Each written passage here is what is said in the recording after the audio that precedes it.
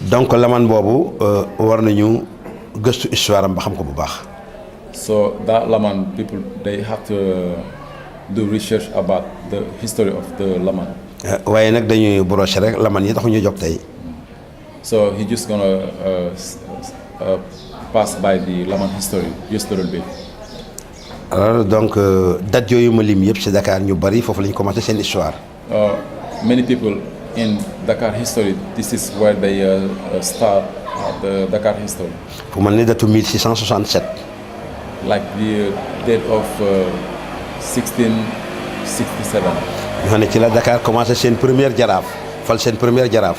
It's at that time that Dakar elect his first jaraaf, is mean president. booba jaraaf mooy président de la république booba jamono. At that time, Jaraaf mean the president of the republic. donc jaraaf boobu lu amoon doole la booba jamono. And Jaraaf was a very high responsibility. alors boo seetee 1667.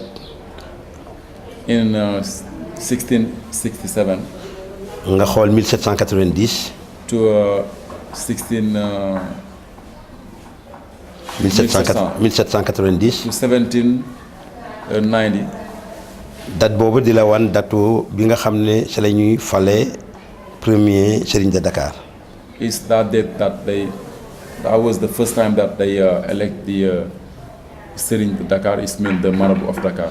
mais ñi ci ëppal léegi Serigne Dakar rek la ñuy wax histoire am. And many people right now they only talk about the Marabout of Dakar history. kon laaj na ñuy fàttali nit ñi lan moo doon jaraaf bien avant Serigne Dakar. So it's good to let people know what was the maanaam li nekkoon rôle jaraaf. waaw lan moo doon jaraaf lan moo doon rôle am démb. What was the responsibility of the jaraaf before the Marabout of Dakar? lan moo doon rôle Lamana avant jaraaf aussi. What was also the responsibility of the Laman before the jaraaf? lan moo doon rôle li nga xam ne moo di jaraaf actuel. What is the responsibility of the actually the responsibility of the jaraaf? ndax rôle lu jaraaf bu njëkk responsabilité bu njëkk ndax mooy responsabilité ba léegi wala déet. Is for example the responsibility and the role of the jaraaf at the 1960s is the same to the role of the jaraaf right now. yooyu yëpp ñu war seetaan la dans l'histoire di ko waxtaanee nit ñi. It's something that we have to see again in history and to tell that to the people. donc Dakar juddu na ci gàttal. So Dakar is born now. Dakar bi mu juddoo lan moo tax mu tudd Dakar. When Dakar was born, why they call it Dakar? pourtant lébu waxuñu Dakar dañ na Ndakaaru. But the Lebu, they don't say Dakar, they said Ndakaaru. mais tubaab moo bind Dakar. It's the French who write Dakar. ñii wax ne Dakar mu ngi jóge ci Dakar. Some people they say Tamariñe. Dakar is came from Dakar means the tamarind tree. ñii ne déedéet Dakar mu ngi jóge ci dëkk raw maanaam dëkk bu jàmm dëkku féex boo xam ne bi képp ku fi ñëw da nga raw nga mucc quoi. And some people they said Dakar is came from peace country. yooyu yëpp ay wax la yoo xam ne nit ñi wax nañu ko.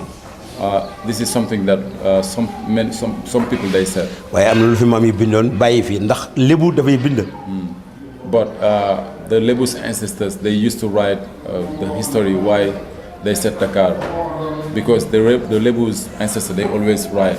lébu aussi dafay transmettre xam-xamam de génération en génération. And they always give the knowledge that they have to generation by generation. donc li maam yi waxoon yëpp mu ngi fekk ñun. So what's the Lebu's ancestor they used to tell them is still here. ba ñu kenn mu bind nag waaye kuy bind na nga te dëppoo ak li maam yi waxoon ne ñun duñ ko nangu. So they don't refuse some people to write about Lebu history, but they have to write what the Lebu's ancestor they said. ñun lébu lañu ñoom moom suñu dëkk kenn nag duñu ko gën a xam.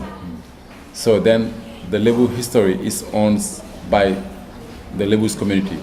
So nobody can know the Lebu's history more than the Lebu's community. bari na ñu bind lool ci Lebu.